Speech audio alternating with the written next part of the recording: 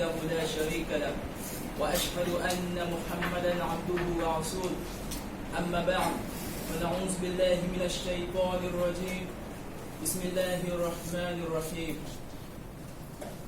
Très chers distingués invités, très cher principal Saïd, très chers corps d'enseignants, mes frères, collègues, assalamu alaikum wa rahmatullahi ta'ala wa barakatuh. Le sujet de mon discours est: quelle est la meilleure façon de célébrer Mawlud al-Nabi? Cela veut dire la naissance du Saint-Prophète, sur lui et la bénédiction d'Allah. De nos Ahmadis déclarent que la célébration de la naissance du Saint-Prophète sallallahu alayhi wa sallam est comme obligatoire, tout comme le deux fêtes islamiques. Selon les sources authentiques de l'islam, il y a seulement deux fêtes qui sont mentionnées. Nous le connaissons bien sûr nous tous. Il y a deux fêtes qui sont mentionnées dans les sources authentiques de l'islam. Les deux fêtes là, c'est l'Eid al-Fitr et l'Eid al-Adha. La fête de l'Eid al-Fitr est célébrée à la fin du mois de Ramadan, et celle de l'Eid al-Adha est célébrée le 10e du mois des Zul-Hajj, pour commémorer l'obéissance du prophète Abraham et celui de son fils Ismaïl, que la paix soit sur eux. Et c'est également aussi le jour du vendredi, qui c'est un jour qui a de l'importance pour les musulmans. Et ce jour aussi du vendredi est considéré pour les musulmans comme un jour d'élite, un jour de fête. En islam, on trouve seulement les enseignements, les commandements de ces deux fêtes. L'islam mentionnait ce commandement de ces deux fêtes, en fait, qui était mentionné au début de mon discours. À titre d'exemple, à quelle heure doit-on célébrer ces deux fêtes? Quelles sont les heures doit-on accomplir durant ces deux fêtes? Et quelle heure doit-on accomplir la prière durant ces deux fêtes de l'Eid? Concernant la pratique des non-Ahmadis, de célébrer la naissance du Saint-Prophète sallallahu alayhi wa sallam, à ce propos, le Messie premier alayhi salam avait déclaré: est-ce le Saint-Prophète sallallahu alayhi wa sallam ou ses compagnons l'ont célébré ce jour comme l'on célèbre aujourd'hui les non-Ahmadis? Bien sûr, non. Maintenant, pourquoi voulez-vous apporter des innovations au sein de l'islam? Malfouzat, volume 5, page 213 à 214. Y a-t-il quel moyen pour apporter des innovations au sein de la communauté islam? Le Saint-Prophète sallallahu alayhi wa sallam a conseillé les musulmans dans un hadith. Il dit: فَعَلَيْكُمْ بِسُنَّتِي وَسُنَّةِ الْخُلَفَاءِ الرَّاشِدِينَ الْمَهْدِيِّينَ. فَعَلَيْكُمْ بِسُنَّتِي وَسُنَّةِ الْخُلَفَاءِ الرَّاشِدِينَ الْمَهْدِيِّينَ. Cela veut dire que c'est obligatoire pour qui? C'est bien sûr, c'est obligatoire pour nous les musulmans. C'est obligatoire pour vous de suivre ma pratique et celle de calife bien guidé. Sunan Ibn Majah, Kitab al-Abwab al-Sunnah, Bab Ittiba' Sunnati al-Khulafa al-Rashidin al-Mahdiyyin. En plus, dans cette ère, dans cette période, par la grâce d'Allah, le deuxième avènement du Saint-Prophète sur lui et la bénédiction d'Allah est survenu à la personne du Messie premier alayhi salam, nommé Hazrat Mirza Ghulam Ahmad Qadiani alayhi salam. C'est pour cela, nous sommes en train de dire, nous sommes les Ahmadis, nous sommes ses suivants. Ça nous incombe à nous de suivre la pratique du Messie promis et celle de ses califes. Une fois en Inde, un journal avait déclaré que chaque musulman doit se laver et célébrer cette Eid. Et quand le premier calife, Hazrat Hakim Maulana Nouruddin Sahib, entendit cela, il répliqua en ces mots: en islam, le saint prophète sallallahu alayhi wa sallam nous a ordonné de célébrer que les deux fêtes l'Eid et les jours des vendredis aussi. Ayat Nour Bab Sabara, volume 7, page 507.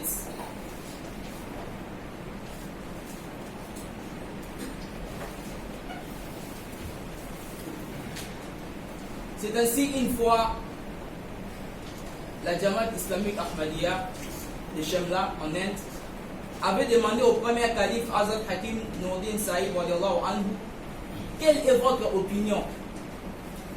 Quelle est votre opinion à propos de la célébration de l'Eid, de la naissance du saint prophète sallallahu alayhi wa sallam? Sur ce, le premier calife Hazrat Hakim Maulana Nouruddin Sahib avait dit: la célébration de cette Eid aujourd'hui, comme le font les non-Ahmadis, c'est une innovation. Il y a deux fêtes en islam. Si cela est-elle permis de cette façon, célébrer l'Eid, si la pratique des non-Ahmadis, cette pratique-là est-elle permis, comme eux qui sont en train de le faire de nos jours, en train de célébrer l'Eid, si cela est-elle permis, en fait, pourquoi les suivants vont apporter des inventions au sein de la communauté de l'islam? Le plus grand amoureux du saint prophète sallallahu alayhi wa sallam était ce compagnon. Et ils n'ont jamais célébré cette Eid. Si l'Eid Milad était permis, le Messie premier alayhi salam, qui était le plus grand amoureux, le plus grand ému de l'amour du saint prophète sallallahu alayhi wa sallam, il aurait célébré cela comme le font aussi les non-Ahmadis. Cette Eid est innovée suite à l'ignorance, ce qui apporte des innovations au sein de la communauté islam. Ceux qui sont en train d'apporter des innovations au sein de la communauté de l'islam, ils le font rien que pour plaire aux gens et non pas pour chercher le plaisir d'Allah. Hayat Nour, volume 7, page 508. Une fois, une femme avait demandé une question au quatrième calife, Hazrat Musa Toye Ahmad, rahmatullah ta'ala, que pourquoi nous les Ahmadis, nous sommes en train de célébrer, pourquoi nous les Ahmadis, nous célébrons pas la fête d'anniversaire. Le quatrième calife lui avait répondu: un Ahmadis ouvre les guides pour lui. Donc, un Ahmadi ouvre les guides pour lui dans la pratique et dans le caractère du saint prophète sallallahu alayhi wa sallam. Donc, dans les hadiths et du récit de l'islam, nous rapporte que le saint prophète sallallahu alayhi wa sallam n'a jamais célébré son anniversaire. Et c'est certainement aucun prophète, aucun compagnon du saint prophète sallallahu alayhi wa sallam avait célébré son anniversaire ou l'anniversaire du saint prophète sallallahu alayhi wa sallam. Et dans la Bible aussi, c'est pas mentionné que l'anniversaire d'un prophète israélite ou l'anniversaire de Jésus alayhi salam a été célébré.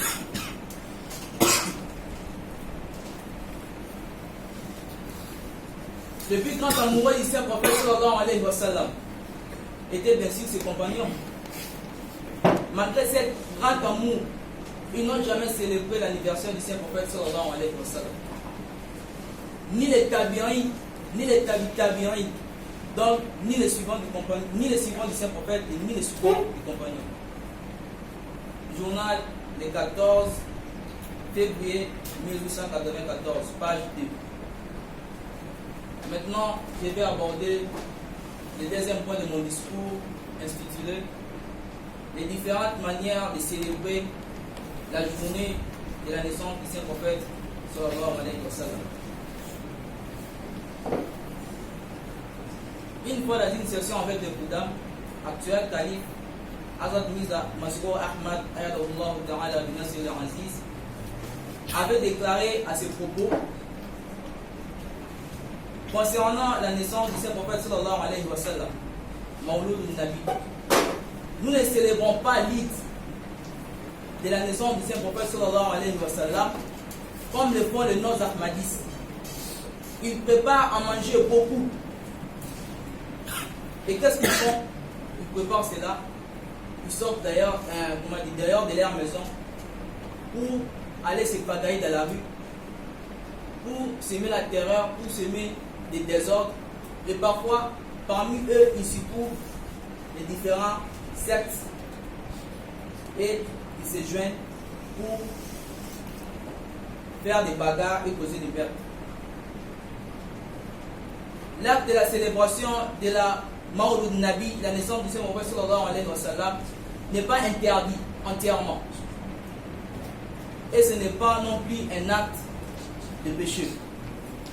Donc, l'acte de la naissance, de la célébration de la naissance du Saint-Prophète sallallahu alayhi wa sallam n'est pas un acte entièrement interdit et ce n'est pas non plus un acte de péché. En 1933, les Ahmadis en Qadian ont célébré ce jour, Mawlud al-Nabi, le jour même de l'Eid. À cette époque, il y avait une grande possession de la Jamaat. Les Ahmadis allumèrent des ampoules à cette occasion. Parfois en Qadian, les banderoles avaient été placées en l'air, suspendues en l'air.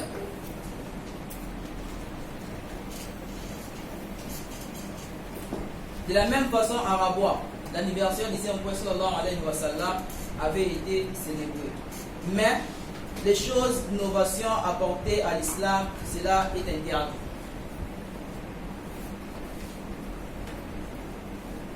Mais de dire que l'on ne doit jamais célébrer cela, ce n'est pas vrai. Il continue à dire, si vous voyez une société de non-musulmans parmi vous, vous pouvez célébrer la naissance du Saint-Prophète sallallahu alayhi wa sallam. Pourquoi? Parce que la naissance du Saint-Prophète sallallahu alayhi wa sallam il a été né selon la prophétie du prophète Abraham alayhi salam. En plus de cela, nous pouvons célébrer la naissance du Saint-Prophète sallallahu alayhi wa sallam en organisant des jalsa Siratul Nabi, mais il ne faut pas apporter des innovations qui n'ont rien à voir avec la religion. Le calife a dit que dans la mosquée Aqsa à Raboua, la jalsa de la naissance du Saint-Prophète sallallahu alayhi wa sallam avait été lieu et à Qadian aussi. L'acte de la célébration de l'anniversaire du Saint-Prophète sur lui et la grâce de la bénédiction d'Allah sur lui, pris comme acte de péché, je voulais effacer cette croyance sur la tête des gens. L'acte de la célébration de la naissance du Saint-Prophète sallallahu alayhi wa sallam. Donc, parmi les certaines personnes, ils prennent cela comme un acte de péché. Maintenant, dis-je les califes que moi je vais effacer cette croyance à la tête des gens.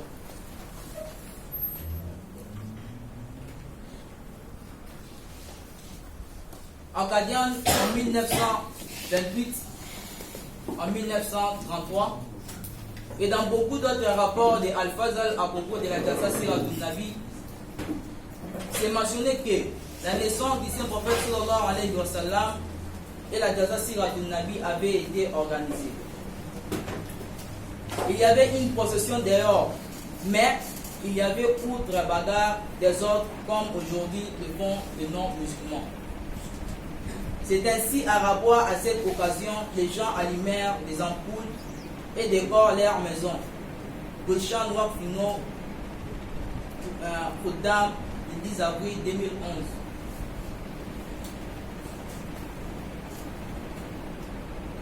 À une autre fois, dans un sermon du vendredi, le 13 mars 2009, il avait dit à ses propos: quelques opposants soulèvent cette objection, que pourquoi les Ahmadistes célèbrent ces jours.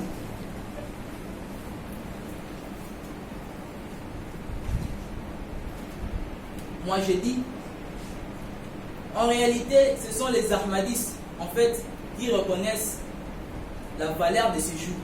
Ce sont les Ahmadistes qui reconnaissent ces jours.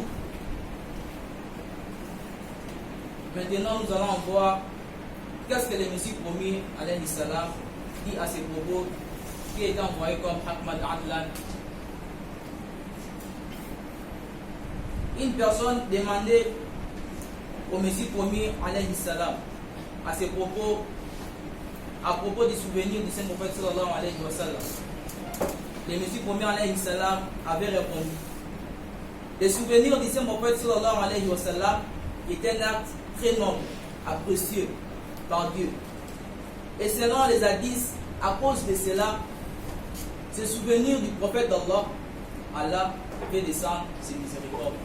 Nare takbir, Allahu Akbar, Nare takbir, Allahu Akbar, Islam Ahmadiyya, Zindabad, Muhammad Rasulullah, sallallahu alayhi wa sallam.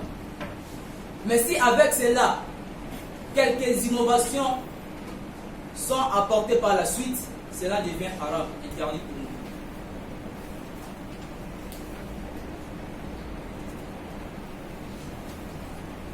nous. Et des innovations qui sont contre l'unicité de Dieu. De nos jours, dans la parole du Moula, il y a beaucoup des innovations. Et ces innovations sont contre les plaisirs d'Allah. S'il n'y a pas des innovations, cela veut dire que ce que nous sommes en train de faire, c'est rien d'autre qu'une usurpation. Le souvenir de la naissance du Saint-Prophète sallallahu alayhi wa sallam est un acte très noble que Dieu récompense par la suite. Nous ne sommes pas permis de créer une loi ou charia. Malfouzat, volume 5, page 559 à 560.